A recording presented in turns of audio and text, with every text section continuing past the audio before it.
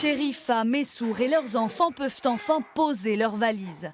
Arrivés en France il y a plus d'1 an, ces Algériens ont d'abord vécu 1 mois et demi à la rue. Puis la famille a été hébergée à l'hôtel avant d'accéder à cet appartement. Et quand on était arrivé ici, c'est mieux. Pourquoi c'est mieux ici? Il y en a tout ce qu'il faut. C'est-à-dire? C'est-à-dire, il y en a frigidaire, il y en a machine à laver, il y en a cuisinière, il y en a à manger, pour dormir aussi. Bonjour, bonne journée, merci. Quand tu t'en vas, tu dis bonsoir. Cet hébergement d'urgence accueille des familles. En plus d'être un refuge pour elles, Joël les aide au quotidien. J'accompagne, par exemple, s'il y a des papiers scolaires à remplir, où ils ont quelques difficultés.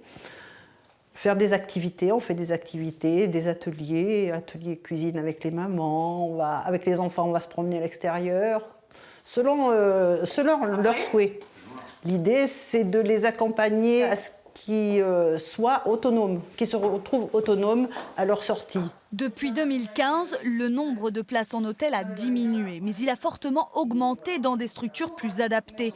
En 3 ans, la capacité d'hébergement d'urgence a évolué, passant de 83 à 153 places. On n'accueille pas de la même façon des familles avec des enfants que des gens isolés, éventuellement avec des animaux de compagnie par exemple. Voilà, ce sont autant de publics qu'il nous faut accueillir dans des lieux qui sont adaptés à leurs besoins. Des nouvelles structures d'urgence ont ouvert leurs portes, comme celle-ci. Elle peut accueillir 17 personnes. Ce sont surtout des hommes isolés qui fréquentent le lieu et beaucoup de jeunes. Un abri de nuit comme celui-ci, il n'en existait plus depuis la fermeture, il y a 3 ans, du centre d'hébergement municipal La Passerelle. Alors l'ouverture de ce site était indispensable. Ici, on a un repas chaud, on peut rencontrer un travailleur social, on a un point buanderie. Ça répondait à un besoin pour des personnes qui n'avaient plus de réponse, qui ne faisaient plus le 115. Les personnes isolées avaient souvent des réponses négatives et du coup on voit que le service est complet. On a même un taux d'occupation qui est supérieur à 100. Dehors, ils sont encore nombreux. Il y a ceux qui ne peuvent pas avoir accès à un hébergement et ceux qui ne veulent pas.